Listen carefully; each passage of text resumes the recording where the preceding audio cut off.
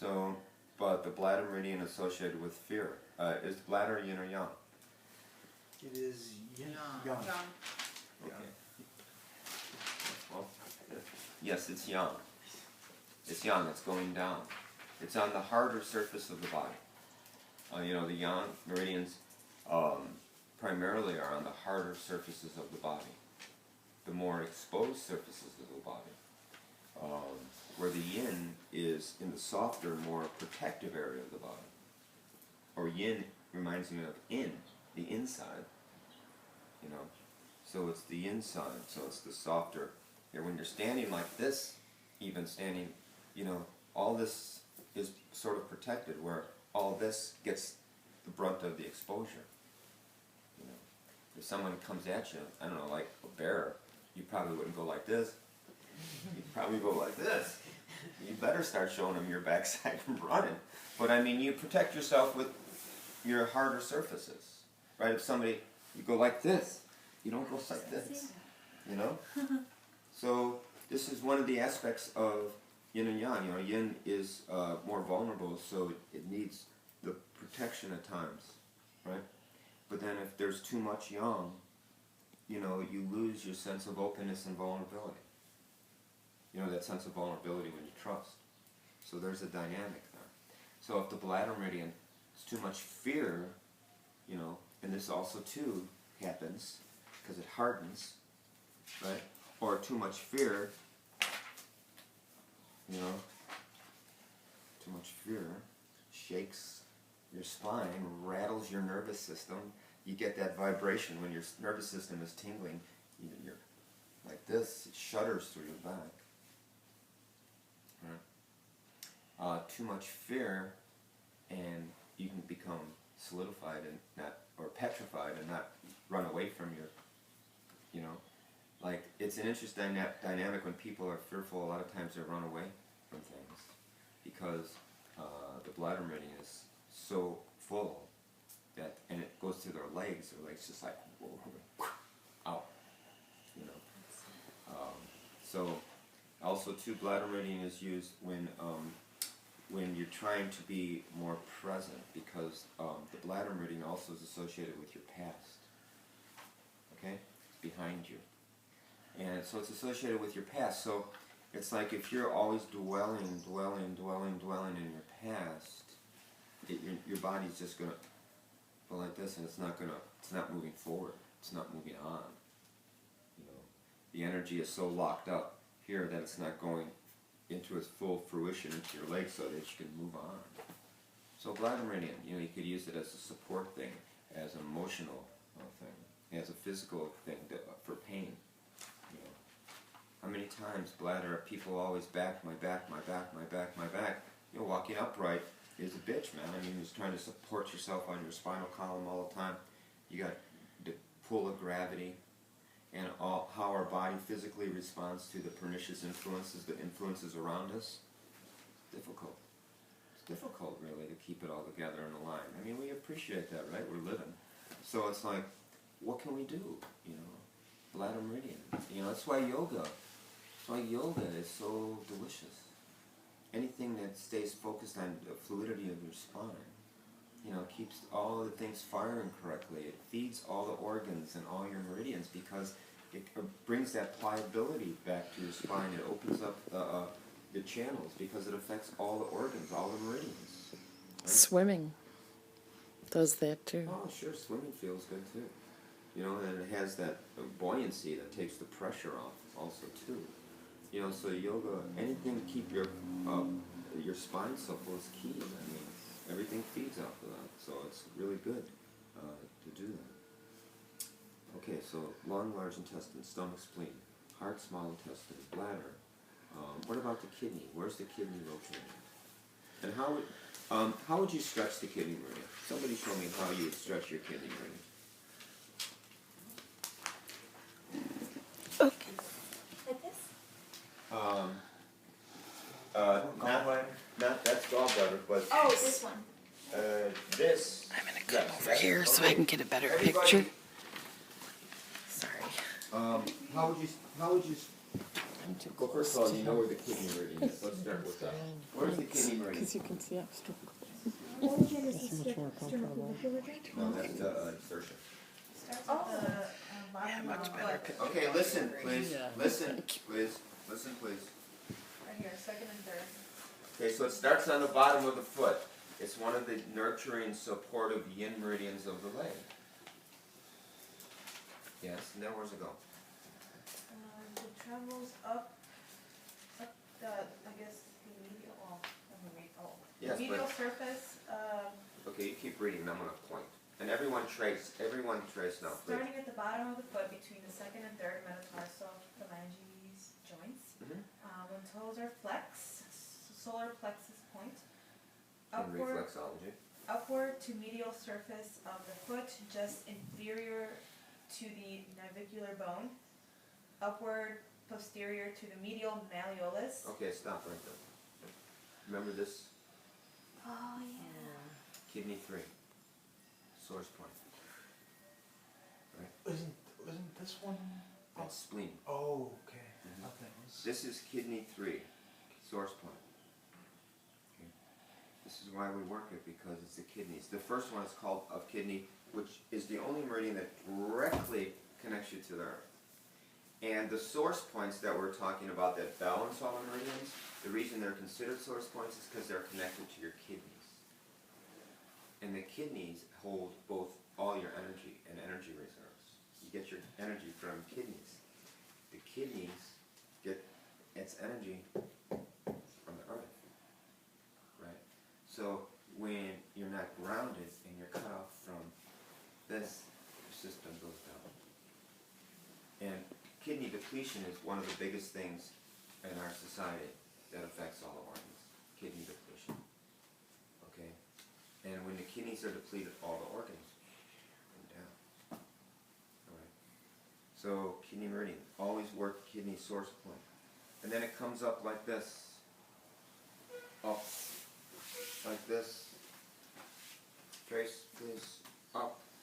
Like this on either side of the sternum. And it comes up just below the clavicle, just immediately lateral of the manubrium. So this junction, I'm sure there's an anatomical name for this junction, where the clavicle meets the manubrium, just right below that. Manubrium slip in my mind. What's a manubrium? The manubrium is the head of the sternum. Oh, okay. Okay, so here's the notch, here's the sternum, excuse me, the clavicle, and there's the point. And you press up underneath, and you should feel a dull ache. Yeah, the sternoclavicular joint. Yeah. Okay, what you said then. Okay? So look, take it like this and go, and this is a point that you can stimulate on yourself or other people when their energy low. Right? So this is a good point. They call it a tonic point. T-O-N-I-C, a tonic point. Invigorating to the system. Okay? That's the end of it. Yes. So? Yeah. How about it, huh? Yes, sir. I think it's here.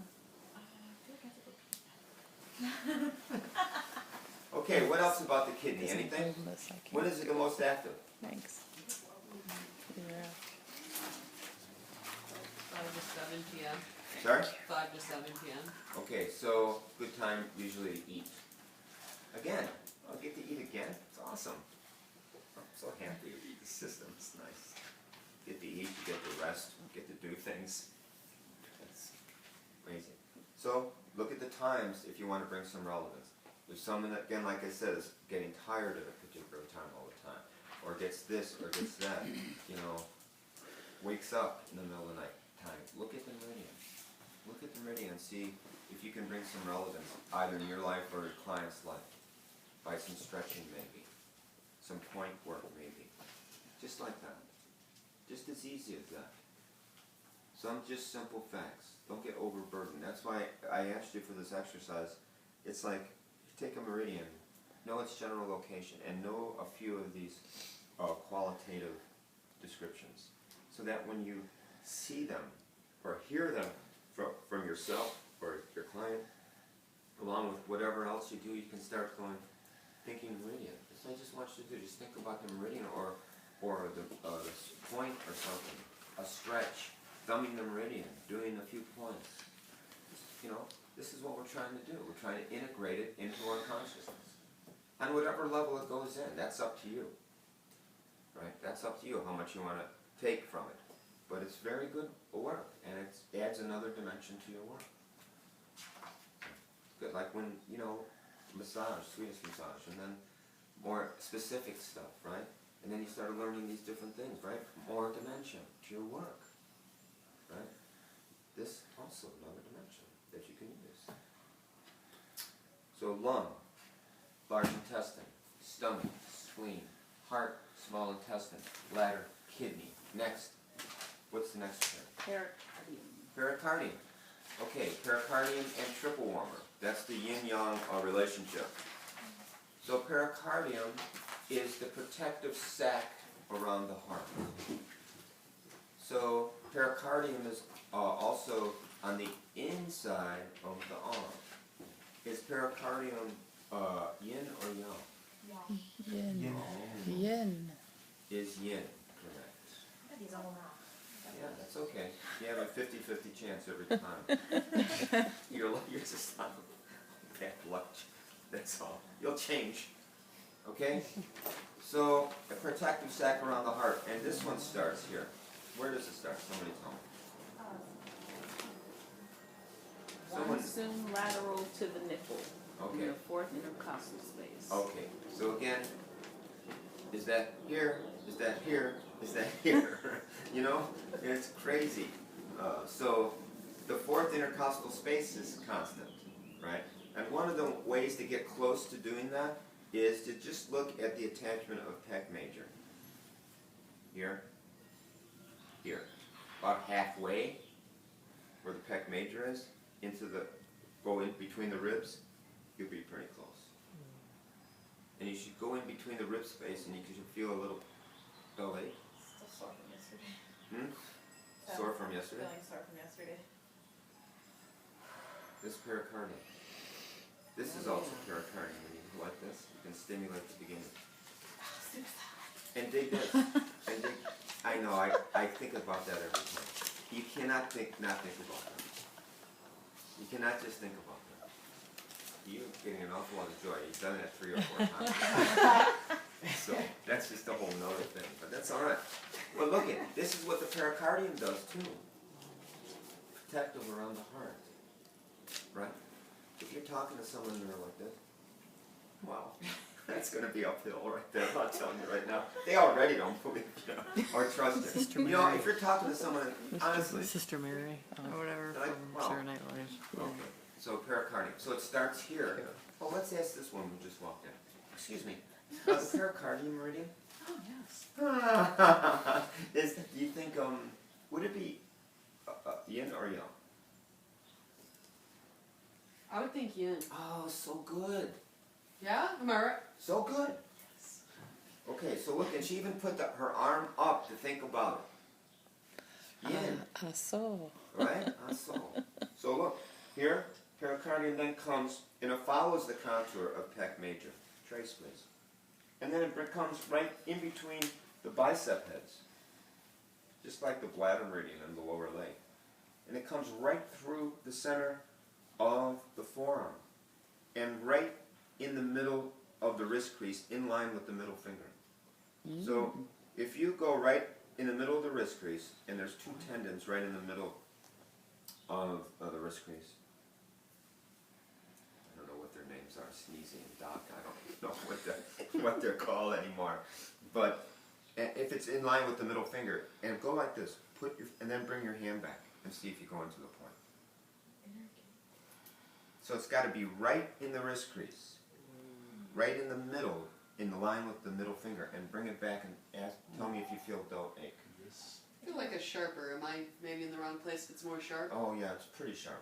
Okay. I mean, it's not so dull, but it's significant pain. Okay. Some modicum of pain. I do have a question. I remember learning in That school was that there cool. were people that didn't have that muscle underneath here. You're If you good. flexed and you see the indentation, how does that affect Muscles. their? What's that called? Not sure? Okay. No, not so much on it. Okay, I was just curious. I remember that from Trail Guide or something. Yeah. Vestigial. Thank you.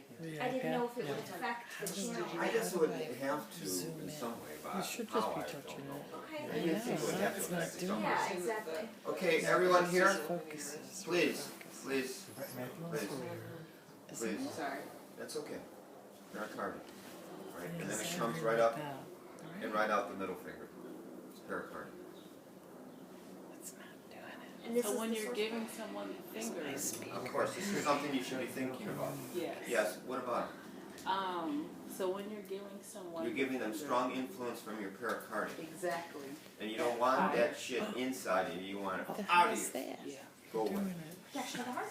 Protection of You're irritating my pericardium right now. Yeah. That's what you just said next time you give That would me explain why I do it all the time. You want me to do it so you can take a break? It's not, It'd it's be my awesome. pericardium. My pericardium must be irritated with you. Okay. What else about Just pericardium? steady, there you go. Circuits associated with circulation. Yes. It's also, it used to be called circulator sex port. Yeah. It's just making Because of its effect on the heart, Oh, yeah, that's right? true. And because of the filtering and the protection, it can affect your sexual life also. And that's what it was talked about. How so? Everyone's interested. Because, you know, it's like that statement about, you know, it's a good filter, so, you know, if it sorts things out before it lets things in, then you have a better relationship with your pericardium, you know? But if it's just letting anything in, Oh. I'm saying. Sleazy. And then after a while it's like, oh, my God, how could you do that to me? Aesthetic. Really? Yeah. Look, That's funny. really? Look, the head on that toe, look, really? This is what you went through? My God. Okay. True. Pericardium. That's why it was called circular sex. It's a little story. Day 3. Shoshin Shiatsu. Okay, what else? So heart, pericardium, triple warmer. So pericardium is yin, its partner is triple warmer, Yeah. right? Yang. So pericardium here, look, ended here. Its yang partner starts here. Triple warmer. So Yeah. both the heart and the Trying pericardium to would keep have the similar garbage out of similar emotions, correct? Because they're like we partners in did fire. Okay, so this is a good observation. So, you know, you were going through this and you saw that every emotion had a pair. Every element had a pair. That's good. But the heart and small intestine also share with pericardium and triple worm. It's the only one that's got 4. So there is some similarity. Widescreen. You know, because the pericardium is associated with the heart. So, yeah, it's the only one that has 4. So it's crowded up in that element. You know, it's the fire element, it's got 4. You know, Makes sense. so a triple warmer starts here, and let's trace this here. It comes like this on the back of the hand. And the source point for triple warmer is on the back of the hand. Okay, and if you drew a line between the 4th and 5th finger on the dorsal surface of your hand, and a little bit towards the little finger above the wrist crease, and if you go like this and bring your hand back, you're going to go into a little divot, like a little, and there's also a little soreness there if you're in the divot, and that's the source point for the triple one. Randy, why do they call them No, source they're little points? fingers. Usually a source point is where something starts. Okay, and did you hear did somebody tell Sal why we call it source point? I'll come back to the kidneys, right? Right. When we were tracing the kidney meridian, I mentioned I feel it that the already. source point. Anybody else? What about source point? What do you know about source point? It's the source of the energy for the meridian. Okay, and Okay. it balances the meridian, but also it's called the source point. Why? Oh, because it all goes back to the bladder. It's all connected to its The bladder bladder's source. partner, kidney. Oh, sorry, I did that backwards. Yeah, you did, but you said it correctly the first time. So y'all know that? That's why the source point is called source point? Because they're all connected to the kidney meridian, which is the reservoir of, in Chinese medicine, your pre and postnatal qi. Okay? we talked about the different types of chi, did we? This is the kidneys are the source and hold all your energy in your body. They're the reserves. This is Western medicine too. These are your reserves.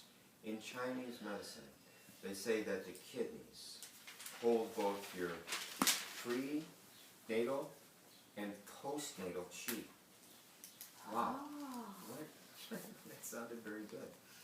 What is, so they look at chi as your prenatal chi, and then your postnatal chi, which is the air and the grain, the food and the air that you take in when you're alive. So prenatal chi, what do you think prenatal chi is? What your mother, what What'd you get? when you're born, well, when you're developing inside your mother, whatever your mom, did during that time, it's giving you your energy. Okay. The Great. vibe in the womb. And Chinese medicine says this, that prenatal chi is what you get at point of conception from your mother and father. Because Whoa. Dad was there too. Mother. Dad was representing too. So that's what the type of prenatal chi you get when you're born. So they look at it this way, it's like, they always look at qualities of things. So it's the quality of the prenatal chi. So that means like where your mother and father were both individually, like their age, their health, their attitude, how happy they were, right? That all affects our chi, that all affects us. And the father, how he felt, this, but also too how they felt together. Right? So could your prenatal chi be all jacked up if you are the product of a one-night stand, a bad one-night stand? Oh, a bad one. Yeah. No, you gotta make sure it's a bad one. It could be. It could be. That explains. So when you wake up and you want that person off that pillow, that I don't guy. even want to see this pillow. That's what I'm saying. No, it could be. I know that. I hear you. I hear it. Yes, it could be. But also too, it could be two awesome people, health-wise and attitude-wise, and and they had too many mimosas or something, and then they got together, and then they had. That happens to everyone, right? I'm sorry. Well, that's just what happens, right? Aren't those usually served in the morning? That's what I'm saying. It's a little breakfast Oh snack. God, I don't know. I don't drink, so it's the first thing I thought of. I don't know. Or morning sex versus night sex. Yeah, that's a good point too. Oh. Just stop. I- Stop. You only get excited about when we're talking about sex. I'm so tired of sex and food. This got me motivated. Food, sex, what? Meridians. Sleep? No. Okay, so the prenatal chi is that. Do you understand? Okay, so you get this type of chi when you're born because of where your mother and father were. Okay, so that's one thing, and you get it. But then it's your responsibility with your postnatal chi on what happens. Like, whatever you're given is what you're given, but how you use it is completely up to you, and how you support it, and how you nurture it, and how you make it grow in a positive way is up to you. And that's from the postnatal chi, meaning what you take in, and then what you do with it, and how you react to things, and what you eat, and your surroundings that refine your chi. This explains so much about society. You Yeah, think it's about it. interesting. No, Yeah. you think about it. I mean, because it's DNA, right? Prenatal chi, your DNA, right? That's why we all look the way we look, and to a certain extent, we have propensity to have abilities or react to certain things because of our prenatal chi and our early exposure to our source of our prenatal chi. We get the prenatal chi, and then in our formative years, we're exposed to the actions of the chi sourced from our mother and father, right? We're watching them, right? Doing this, doing that, picking up on them, walking like them, talking like, thinking with them. This is our influence. And then, as we either get kicked out of, or asked to leave the nest, Or run away from. or run away from, Or stay as long as then, possible. and then you have to look, right? then you have to look at your responsibility in what you do to work with what you have. So, after a while, well, it's because of my mother, please. After a while, please. I understand that they could really, really affect you in positive and high negative ways. But when you're away from that, you have to look at your postnatal chi. You have to look at what you're taking in and what you're doing with it. Because you need to work with that. You need to refine it. That's what we're all doing. We're refining what we have. So I like that concept, the idea of chi. And when the postnatal chi is composed of both grain and air. And the grain is all your food and anything you take in. And again, environment, friends, atmosphere, all that is food. All that is grain. And and the air chi is how you choose to breathe. Not only your conscious act of breathing, but what you do as far as your activity goes. That's why in Chinese medicine they always have some movement to affect your chi and your breath, because its quality of breath affects deeply the quality of your energy. You go for a run, you do something active, you do some exercises, feel better, elevated, because you're refining your chi, right? You're refining more oxygen, right? You're refining your chi. Your breath deeper naturally. You're refining your chi, so it refines the quality of your chi. Lung, large intestine, stomach, spleen, heart, small intestine, bladder, kidney, pericardium, triple warmer, gallbladder, and liver. Okay? Gallbladder and liver. Now, stop. Look up. Put the pen down. Sit up or stand up. Either way, just get up for a little bit. You don't have to stand, but if you feel like it, stand. What do you know about gallbladder and liver? Just now, off the top of your head. Anything. Longest. It's on the side of your body. What would you say? The longest meridian? The bladder meridian is the longest. Oh, we're doing... Gallbladder is very long, though, but we're doing gallbladder and liver. Get up, stand up, Is it the Get up. stand up. Pardon me? I take it back now. Okay, I didn't hear you then. Good. What else do you know about gallbladder and liver? So far, we know it's on the side of the body.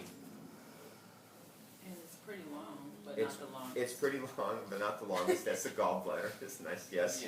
What else? The emotion is anger. Thank you very much. Because I was starting to feel that because you didn't know it. You know what I'm saying? I was feeling angry. And it's gone now. Okay, if the emotion is anger, okay? Somebody that is very explosive, like all of a sudden they get really, and they yell, and then they stop, and then they're okay. They're okay, you're not. That's gallbladder. Right. That's gallbladder meridian. Yikes. So crazy. Gallbladder meridian. What else do we know? I do have a question. Oh, wait a minute. Okay. Okay, is it about this? Yes. Okay. Well, I I just... tried one time. One time. So when someone's having that explosive nature and the gallbladder meridian is affected, could they have excessive amounts of bile in their system? Ah, very interesting. Very good. Okay, so one of the things about in Western medicine, what is it? How is bile? Isn't bile a byproduct of that? Yes. Right. Okay. So yes, and also too, it can also affect your taste. So it's like it leaves a bad taste in your mouth, and this left a bad taste. Sour almost? Hmm? Sour almost? It's very bitter. Bitter, Yeah. okay. What else about gallbladder and liver? That was a very good association. Okay, I'm very proud of you. thanks. What else? Okay, So think yeah, about I- wait a minute, think about the stretch. You know what the Flexibility. stretch is from alcohol? What is it? Okay, so The now one I tell, can't do. yeah, tell me something. If you can't do it so much, that means it is affecting your what? Flexibility. Flexibility. All right, and also the element it's associated with is what? Wood. Wood. So too much. Stiff. Stiff, right? It's like it's not like young wood, bamboo, where it's strong and flexible, but that it's rigid. So and its partner, the liver, is about what? Somebody told me something about the liver that it does something to the body. It filters? Oh, yeah. Somebody told me it's one of its is to lubricate the joints Right. so that you move better. You That's said that's that. the object of the liver meridian. So if people are stiff, right, or if they are having trouble as obstacle moving through something, you know, the reason I come from you, I thought maybe some body work would help because I'm just feeling sort of stuck. You know, different than dissatisfied, different than that stomach and spleen thing where I'm taking and never satisfied. But I feel stuck. Like I've been trying to resolve something, I can't, you know, stuck. Right? And when you're stuck, it leads to anger a lot of times because you can't, you're frustrated. You know, it's like, you know? So a lot of times people get angry because they're not expressing themselves as much. They're not moving through things. And gallbladder and liver are associated with creativity. So it's like if you're not doing things, you know, to satisfy yourself, you say, I want to do this, and then you go ahead and do it. That's gallbladder and liver. It's like seeing where you want to go and then go there and do it. That's gallbladder and liver. Seeing something and just keep on saying, I'm going to go there, I'm going to go there, I'm going to go there, I'm going to go there, I'm going to go there, I'm going to go there, and you never go there, and you go there, and then you don't go there, and you get angry. Because you're stuck. Too much thinking, not enough doing. Right? Too much mind about it, gallbladder, headaches. You know, taking too many things in and not working through them, tension. Too much tension, displaced anger. And A that's lot why of anger is displaced.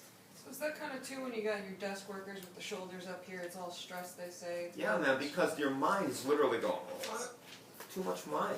And the gallbladder meridian, as you mentioned, is a long meridian, not the longest, the long. And all here, all the way down here, it's got 40-some points, 21 from where it starts to here. Because remember shoulder well yesterday, gallbladder 21. So half of the points are in your head. Right? So when you're planning, good that the gallbladder's here because it's right here by your brain pan. But if you keep on churning and thinking and thinking and thinking and thinking, yeah, it's contained, right? And then you're it's like, struggles to keep up. struggles, and you're not moving through it because it's not even going into the rest of your body so that you can go. It's all in your head, man. It is all in your head, really. Yeah. You know, so what to do with somebody like that? Stiff, this. Okay, you can stretch them, you know, but also you want to support them liver, so that they get lubricated more. And lubrication could be realization. Lubrication could be additional energy to move through something, you know. So the liver, somebody's stuck, if either they're physically stiff or else they're stuck on something, you know, you can work on the gallbladder to make it more pliable, but you want to support the movement going through something with liver. Right? So this is Chinese medicine, you know. This is actually nature. You know what I'm saying? What else about gallbladder and liver? Where's the source point for gallbladder? Isn't it gallbladder 21? That is, first of all, gallbladder 21, but no, it's not the source point. It's a very important point, shoulder well, but not the source point. Number 40, the one we... Number 40, right. So at this point, and everyone stimulate this point right now, please. So you know where it is. So gallbladder 40 is in front and at the bottom of the lateral malleolus. And you should feel a significant indentation, and if you press towards the bone, you'll feel ache. Everybody feeling that? If not, I'll come over there. I have this needle that I've been wanting to use. Nice. I took this, my original training with Tsubo and source points was from this lovely Japanese acupuncturist, and he came into class. It was a 3-day class. He came into class and he went, and he threw down a box of toothpicks. Oh, jeez. And we used toothpicks to stimulate Tsubo. And no one was volunteering for, he was, okay, first volunteer. No, people went. It's like, Toothpicks. oh my God. Yeah, so like acupuncture needles, like, you know, he was here, and then he'd go here, feel it, and he would always just like look at you. And then he would turn the toothpick and you go, you know, he's feel it. And he goes, feel chi? Feel chi. And then he would back off. Less? Yes. So he taught us location and direction. Very cool. Because the direction's so The direction. important. I'm so glad we're not using toothpicks. You're fine too. You really gotta fine tune with that too, right? No? Yeah, and that's what Like you're acupuncturists do. You know, you put an acupuncturist puts the needle in and they,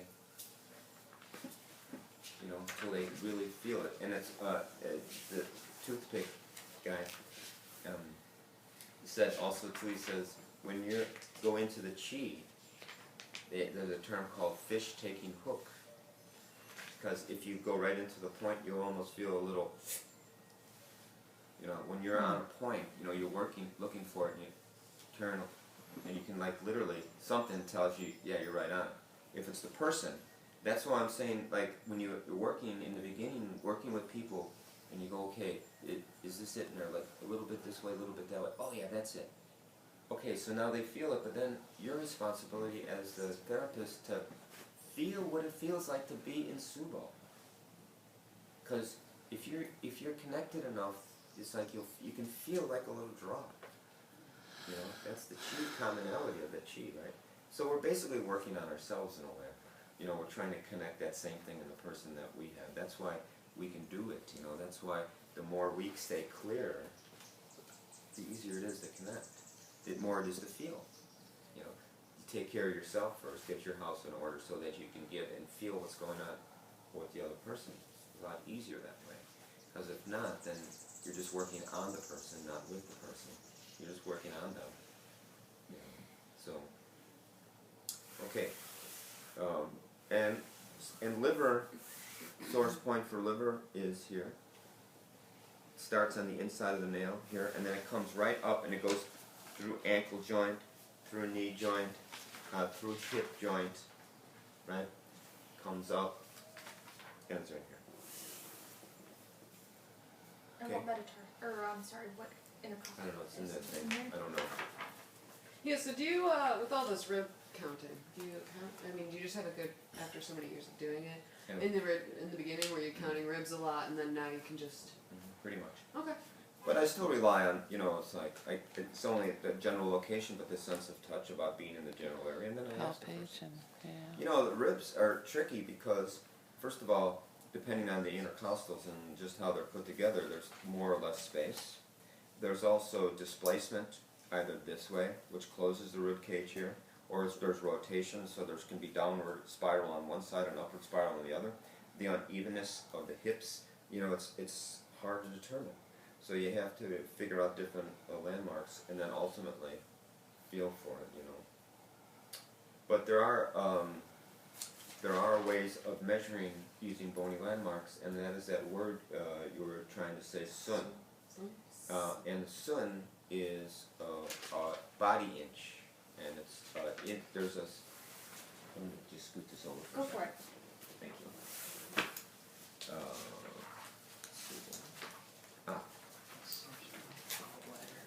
On page 37. Page 37, please.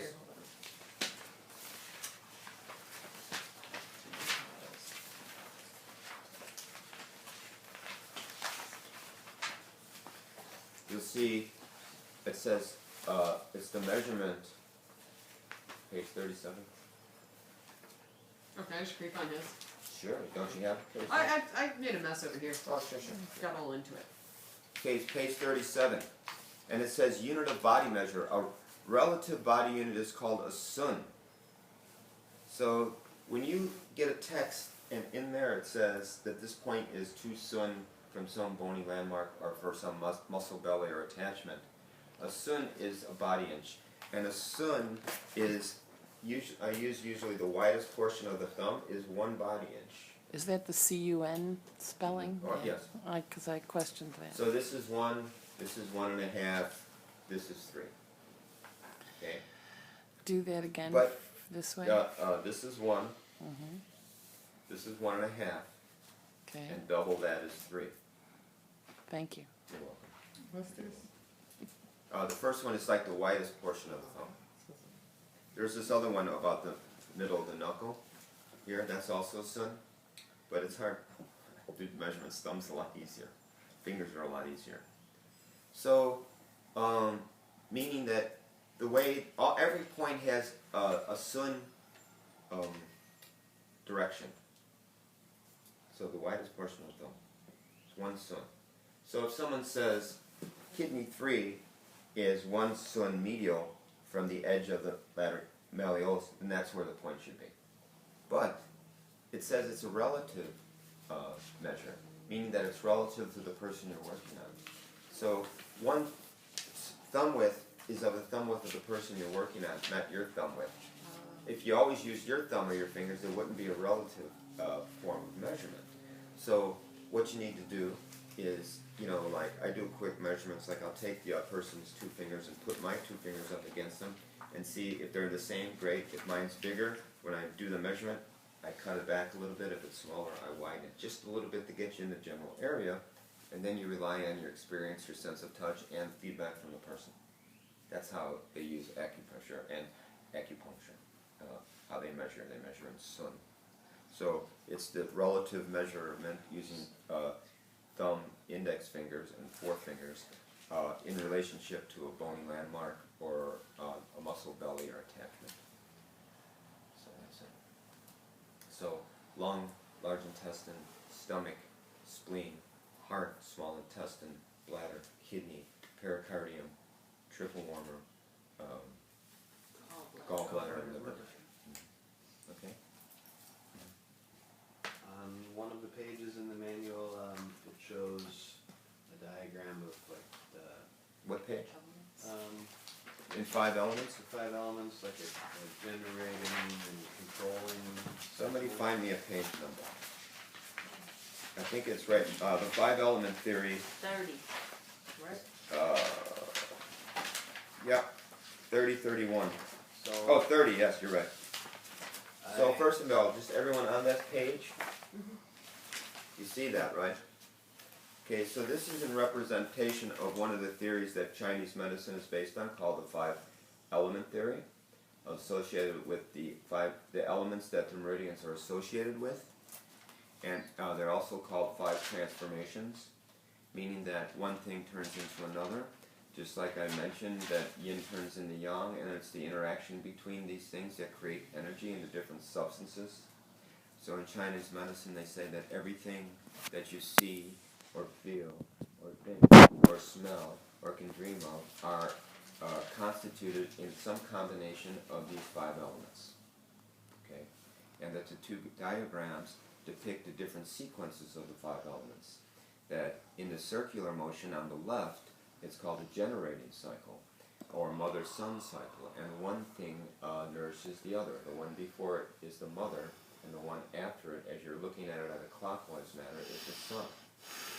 So if someone is depleted in a particular element, which tells you what meridians they are, you can strengthen those meridians by working on the meridians, an element that comes before it. That is the generating cycle. So an example would be if the wood element is deficient, if the trees are small, then how do you support the growth of those trees? You water them, and it's the element before that. The water is considered the mother of wood.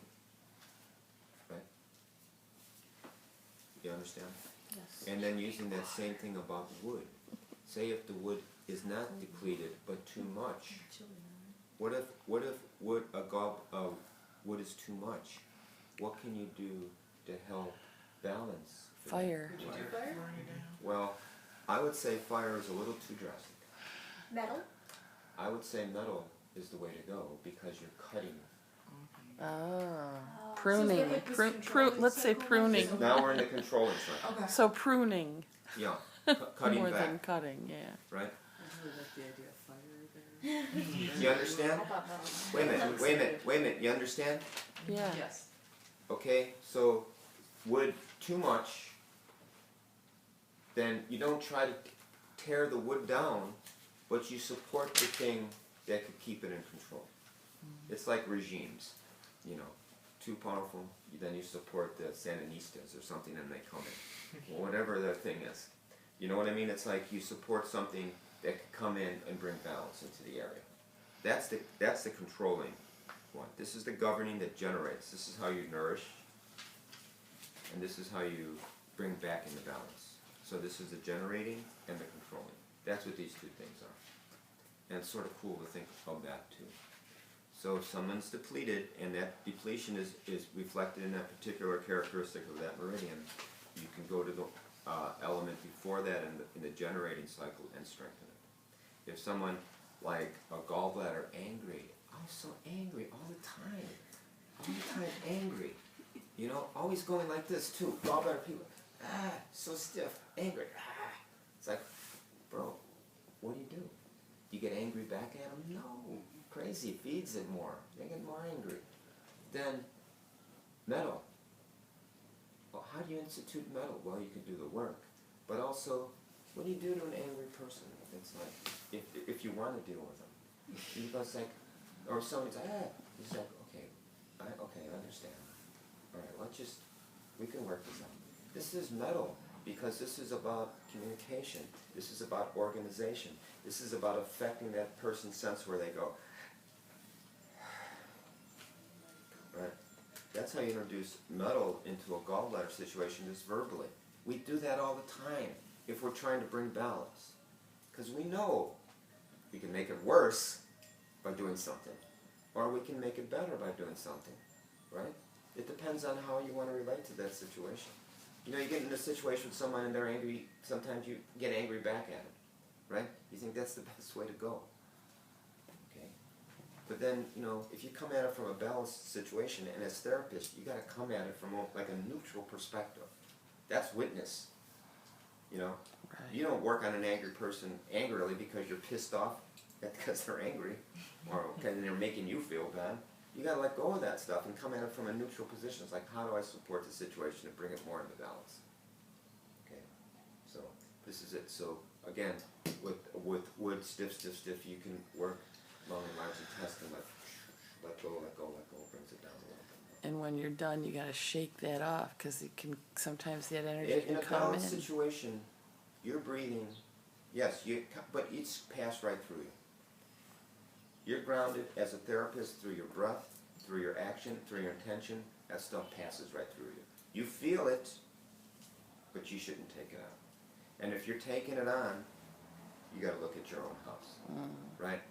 And taking it on, and then getting rid of it by always, you got to clear your house first, you know. So you should feel the emotion, but it should pass through you. You should feel this, pass through you.